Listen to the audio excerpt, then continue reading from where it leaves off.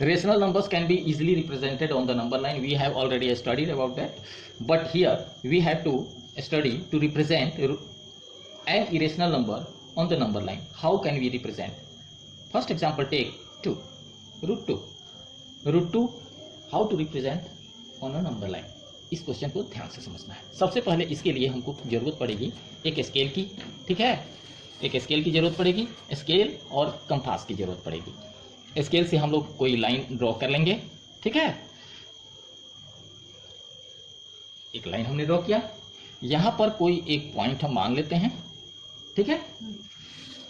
ये पॉइंट हमारा ए हो गया। यहां से हमको कह रहा है कि रूट 2 को रिप्रेजेंट करना है, तो ये स्केल पर कोई भी, या आइदर आप इंच में ले सकते हैं या सेंटीमीटर में ले सकते हैं, कोई दिक्कत नहीं है। जितना भी लीजिएगा उसको एक यूनिट मानिए। हम यहां पर 1 सेंटीमीटर ले लेते हैं। 1 सेंटीमीटर तो बहुत छोटा हो जाएगा, इंच ले लेते हैं, ठीक है ना। यहां पर हम इंच ले लेते हैं, तो जब इंच लेंगे तो यहाँ 5 सेंटीमीटर का ही है स्केल। मान लो कि ये 1 इंच हो रहा है, ये 3 मान लेते हैं हम, ठीक है ना। थोड़ा सा बड़ा होगा, समझने में अच्छा रहेगा। 1 इंच जितना भी होगा वो उसको 1 यूनिट मान लेंगे, ठीक है। इसको हम लोग क्या मान लेंगे? 1 यूनिट, 1 मान लेंगे, ठीक है ना। अब इसके बाद से क्या करना है, हमको रिप्रेजेंट करना है। तो अब इस पॉइंट पर ए से यहाँ बी तक 1 यूनिट हो गया, ए बी इक्वल टू 1, ठीक है, ए से बी तक। अब बी पॉइंट पर हम लोग 90 डिग्री का एंगल एक फॉर्म करेंगे। बी पॉइंट पर 90 डिग्री का एंगल फॉर्म करेंगे। इसके लिए कंपास ले लेते हैं यहाँ, ये ठीक है। यहाँ एक 90 डिग्री का एंगल फॉर्म कर देंगे, ठीक है। 90 डिग्री का एंगल फॉर्म करना जानते हो,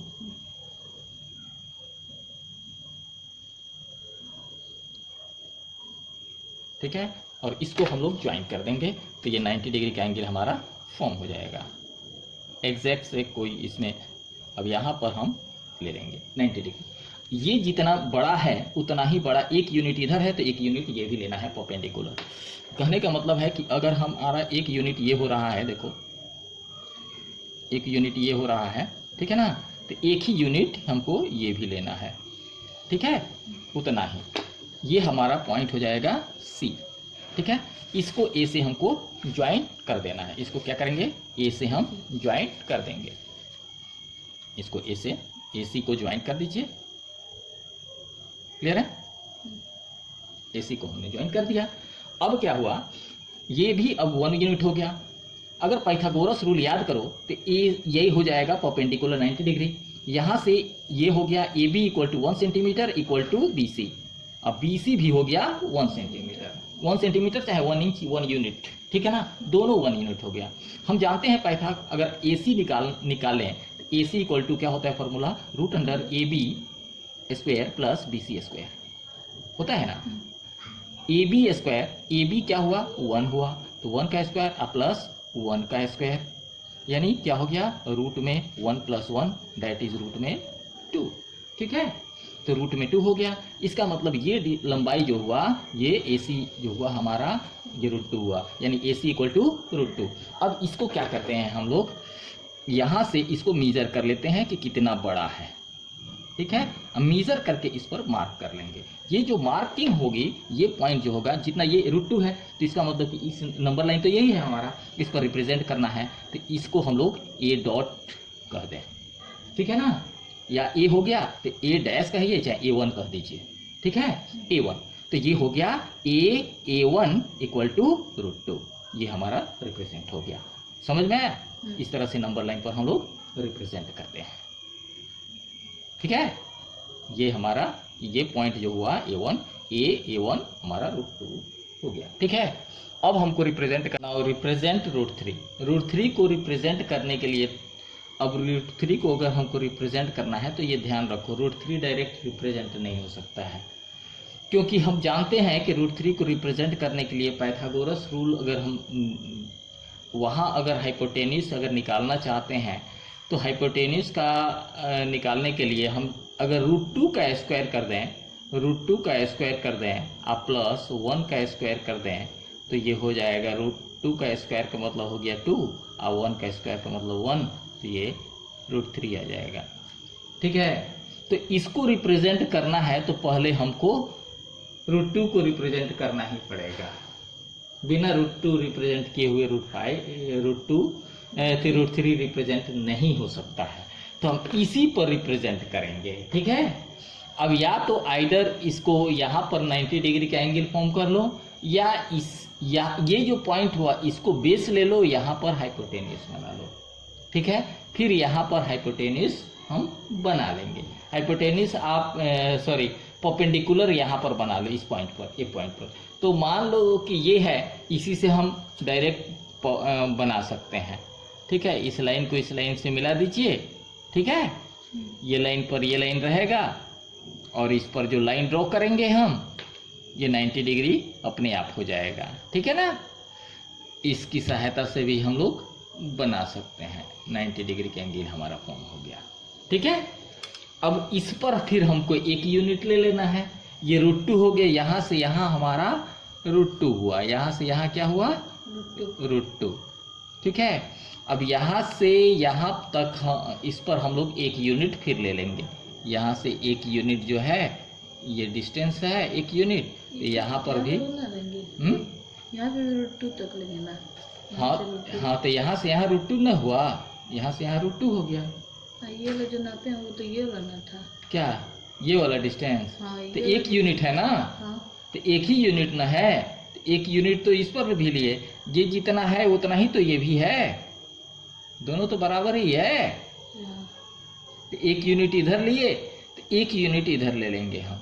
ठीक है, एक यूनिट, क्योंकि हम जानते हैं कि √2 स्क्वायर और 1 स्क्वायर, तो 1 एक ठोक तो 1 लेना पड़ेगा साइड, एक ठोक को √2 लेना पड़ते। √2 तो हमको मिल गया पिछला से, यहाँ 1 ले लिए, तो ये हो गया हमारा 1 यूनिट। ये √2 यूनिट हो गया, ये √2 यूनिट है, ये 1 यूनिट। फिर पाइथागोरस का रूल लगाते हैं, तो इससे हाइपोटेनस हमारा √3 निकलेगा। ठीक है ना, तो अब इसको हम क्या करेंगे, फिर ज्वाइन कर देंगे हम ए से इसको। ठीक है, और भी एक तरीका है, इसको बाद में बताएंगे। ठीक है, अब ये जो हमारा डिस्टेंस होगा इसको हम मान लेते हैं d। ठीक है, तो a डॉट d। ठीक है, from right angle triangle A1D। ठीक है ना, A1D, ये हमारा निकल जाएगा AD निकाल लीजिए। AD बराबर √अंडर बेस स्क्वायर, यानी A डॉट A1 का स्क्वायर प्लस A1D। ठीक है, का स्क्वायर, समझ रहे हो ना, √अंडर A1 का स्क्वायर, यहाँ से यहाँ √2 है तो √2 का स्क्वायर प्लस ये हो गया 1 का स्क्वायर, ये 1 यूनिट है। अब √2 का स्क्वायर करेंगे तो स्क्वायर गायब हो जाएगा, सॉरी रूट गायब हो जाएगा, तो ये हो जाएगा 2 + 1 यानी √3। तो यानी हाइपोटेन्यूस हमारा हो गया √3, यानी AD की लंबाई हो गई √3। अब इससे इसको मेजर कर लीजिए, यहाँ से यहाँ तक, इससे एक आर्क हम फिर इस पर डाल देंगे, और इस पॉइंट को हम A2 नाम दे देंगे। ठीक है, तो यह हो जाएगा A2 = √3। यहाँ से यहाँ हमारा पॉइंट हो जाएगा। इसमें यही है कि अगर रिप्रेजेंट करना है बाबू तो सबको लेकर चलना पड़ेगा हमको। ठीक है ना, 5 रिप्रेजेंट करना है तो 5 रिप्रेजेंट होगा, तो फिर उसके अकॉर्डिंग हमको √3 और √2 का स्क्वायर करेंगे रूट के अंदर, तो बन जाएगा। नहीं कर सकते? नहीं होगा, नहीं होगा। 4 से भी कर सकते हैं, वो भी हम बताएंगे। 4 से भी हम रिप्रेजेंट कर सकते हैं, अब उसको हम समझाएंगे बाद में। पहले इसको इस तरह से आप लोगों को फॉर्म करना है। क्या फॉर्म करना है कि √2 एंड √3 को नंबर लाइन पर रिप्रेजेंट कर। अगला क्वेश्चन जो है थोड़ा सा एस्पेरिकल है, इसमें √5 को रिप्रेजेंट करना है। √5 को देख लिया जाए